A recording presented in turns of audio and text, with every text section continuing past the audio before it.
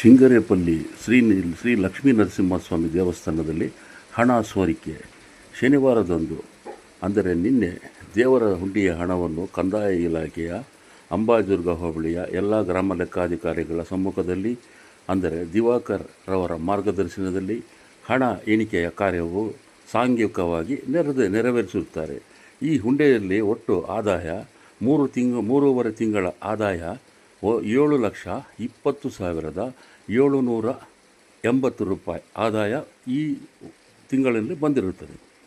ತೆಂಗಿನಕಾಯಿ ಹೊಡೆಯಲು ಅರ್ಚಕರಿಗೆ ಅರ್ಚನೆ ಮಾಡಿಸಲು ತಲೆ ಕೂದಲು ತೆಗೆಯುವುದಕ್ಕೆ ಯಾವುದೇ ಟಿಕೆಟ್ ಇರುವುದಿಲ್ಲ.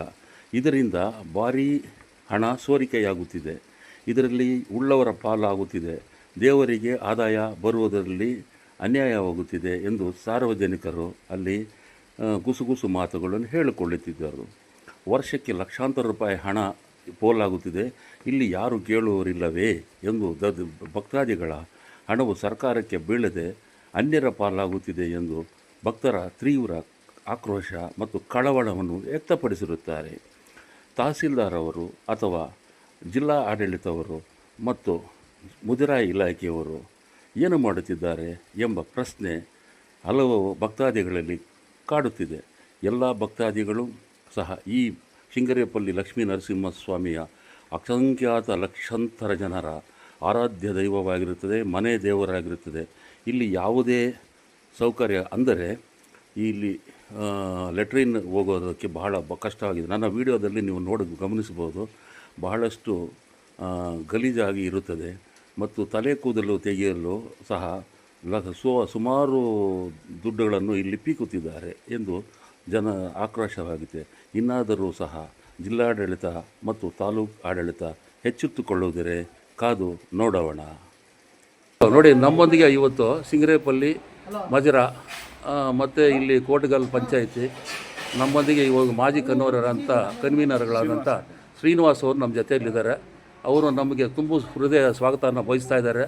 ಮತ್ತು ಅವರು ನನ್ನನ್ನು ನನಗೆ ತಿಳಿದವ್ರನ್ನ ಕೇಳಿ ಅಂತ ಹೇಳ್ತಾ ಇದ್ದಾರೆ.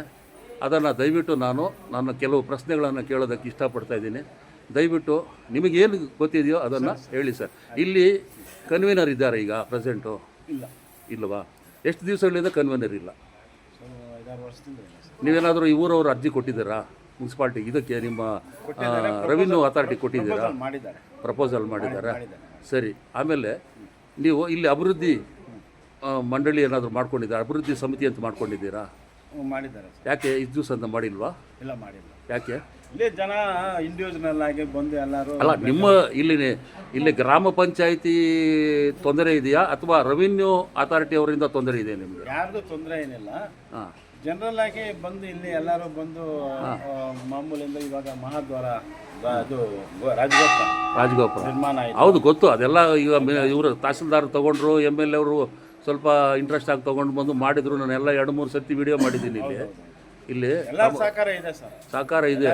ಅಲ್ಲಲ್ಲ, ಈಗ ನಿಮಗೆ ದುಡ್ಡು ಎಣಿಸೋಕೆ ಬಂದಿದ್ದಾರಲ್ಲ, ಈಗ ನಿಮಗೆಲ್ಲ ಪರಿಚಯ ಮಾಡಿಕೊಂಡು ಮೊದಲೇ ಬಂದು ಹೇಳಿದ್ರೆ ನಿಮಗೆಲ್ಲ ಕೊಟ್ಟಿದ್ರಾ? ನಿಮಗೆ ಇವ್ರು ನೋಟಿಸ್ ಕೊಟ್ಟಿದ್ರಾ? ಕೊಟ್ಟಿದ್ರು. ನಾವು ಬರ್ತೀವಿ, ಇಂಥ ದಿವಸ ನಾವು ಲೆಕ್ಕ ಹಾಕ್ತೀವಿ ಅಂತ ಹೇಳ್ಬಿಟ್ಟು ಕೊಟ್ಟಿದ್ರು ನಿಮಗೆಲ್ಲ? ಸರಿ. ಆಮೇಲೆ ಇನ್ನೊಂದು ಏನಾದರೂ ಇಲ್ಲಿ ನಿಮಗೆ ತೊಂದರೆಗಳಾಗ್ತಾ ಇದೆಯಾ? ಮುಜರಾಯಿ ಇಲಾಖೆಯಿಂದ ನಿಮಗೇನಾದರೂ ಅನುಕೂಲಗಳು ಬೇಕಾ ಅಥವಾ ಕುಂದುಕೊರತೆಗಳೇನಾದ್ರು ಇದೆಯಾ? ಸಹಕಾರ ಕೊಡ್ತಾ ಇದ್ದಾರಾ? ಇಲ್ಲಿ ತಹಸೀಲ್ದಾರು ಸಹಕಾರ ಕೊಡ್ತಾ ಇದ್ದಾರೆ. ಮತ್ತು ಇಲ್ಲಿನ ಎಲ್ಲ ರೆವಿನ್ಯೂ ಅಥಾರಿಟೀಸ್ ಏನೇನು ಇದ್ದಾರೋ, ಯಾರು ಇದ್ದಾರೆ, ಗ್ರಾಮ ಪಂಚಾಯತಿ ಇವರು ಲೆಕ್ಕಾಧಿಕಾರಿ ಇರ್ಬೋದು. ಬಿಡಿ, ಜಾತ್ರೆದ ಬಿಡಿ, ನಾನು ಕೇಳ್ತಾ ಇಲ್ಲ ಬಿಡಿ. ಈಗಿನ ಪ್ರೆಸೆಂಟ್ ಹೇಳಿ. ಜಾತ್ರೆ ಕತೆ ಬೇರೆ ಬರುತ್ತೆ, ಅದಕ್ಕೆ ಟೆಂಡರ್ ಆಗುತ್ತೆ, ಅದು ಬೇರೆ ಆಗುತ್ತೆ, ಕಾಂಟ್ರಾಕ್ಟ್ ಬೇರೆ ಬರುತ್ತೆ. ಈಗಿನ ಪರಿಸ್ಥಿತಿ ಹೇಳಿ. ನೀರು ಸ್ವಚ್ಛತಾ ಕಾರ್ಯಕ್ರಮ ಎಲ್ಲ ಈಗ ಮಾಡ್ತಾ ಇದ್ದಾರಾ? ತಿಂಗಳಿಗೆ ಎಷ್ಟು ಸರ್ತಿ ಇವರು ಬಂದು ಇಲ್ಲಿ ಉಸ್ತುವಾರಿ ಮಾಡ್ತಾರೆ ಇಲ್ಲಿ? ಯಾಕಂದರೆ ಈಗ ನೀವು ಹೇಳ್ತಾ ಇದ್ದೀರಲ್ಲ, ನೀವು ನಮಗೆ ಇಲ್ಲಿ ಪೇಶ್ಕರ್ ಇಲ್ಲ ಅಂತ. ತಿಂಗಳಿಗೆ ಬರ್ತಾರಾ, ವಾರಕ್ಕೆ ಬರ್ತಾರೆ? ಇಲ್ಲಿ ತಿಂಗಳಿಗೆ ಒಂದ್ಸಲ 2 ಸಲ ಬಂದು ನೋಡ್ತಾರಾ? ಹುಂಡಿಗೆ ಇದನ್ನು ಹಾಕಿರೋದೆಲ್ಲ ನೋಡ್ತಾರಾ? ಹುಂಡಿಗೆ ಸೀಸ್ ಮಾಡ್ತಾರಲ್ಲ, ಈಗ ಇವ್ರು ಆದ್ಮೇಲೆ ಸೀಸ್ ಮಾಡ್ತಾರೆ.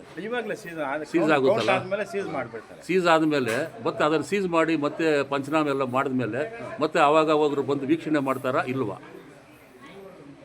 ಅವರೇ ರೆವಿನ್ಯೂ ಇನ್ಸ್ಪೆಕ್ಟ್ರು ವಿಎಗಳೆಲ್ಲ ಬಂದಿಲ್ಲ. ಅಲ್ಲ ಯಾರಾದರೂ ಆಗಿರಲಿ, ರೆವಿನ್ಯೂ ಇನ್ಸ್ಪೆಕ್ಟರ್ ಅಂತ ಏನಿಲ್ಲ, ರೆವಿನ್ಯೂ ಅಥಾರಿಟಿ ಯಾರ ಸಂಬಂಧ ಇರೋದು ಅವ್ರು ಬಂದು ಮತ್ತೆ ಪಂಚನಾಮ ಮಾಡಿದ ಮೇಲೆ ಮತ್ತೆ ಅವಾಗ ತಿಂಗಳಿಗೊಂದ್ಸತಿ ಅಥವಾ ವಾರಕ್ಕೊಂದ್ಸತಿ ಬಂದು ಆ ಸೀಸನ್ನ ನೋಡ್ತಾ ಇರ್ತಾರಾ?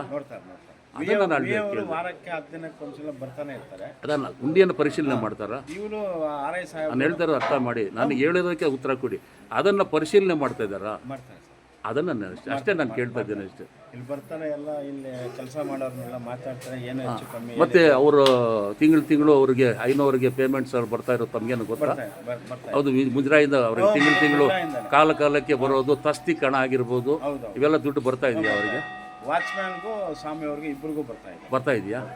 ಮತ್ತೆ ಇನ್ನೊಂದು ಯಾವುದೋ ಈ ಓಲಗದವರು ಅವೆಲ್ಲ ಬೇರೆ ಇರ್ತಾರಲ್ಲ, ಇನಾಮ್ ತಿಂಗಳು, ನೀರು ಗಂಟೆ ಏನೋ ಇರ್ತದಲ್ಲ ನಿಮ್ಮಲ್ಲಿ. ಕೊಡ್ತಾ ಇದ್ದಾರೆ. ಮತ್ತೆ ನಿಮ್ಮ ಇವ್ರು ಹೊಡೆಯೋದು, ಮತ್ತೆ ಈ ತಳ್ಳುವಾರಿ ಏನೋ ಇರ್ತಾರಲ್ಲ ಅವರೆಲ್ಲ, ಅವರೆಲ್ಲ ಇರ್ತಾರಲ್ಲ. ದೋಬಿ ಅವರು ಇವಾಗ ಹಾಕೊಂಡಿದ್ದಾರೆ, ಅದಕ್ಕೂ ಎಲ್ಲ ಪ್ರಪೋಸಲ್ ಮಾಡಿದ್ದಾರೆ. ಯಾರು?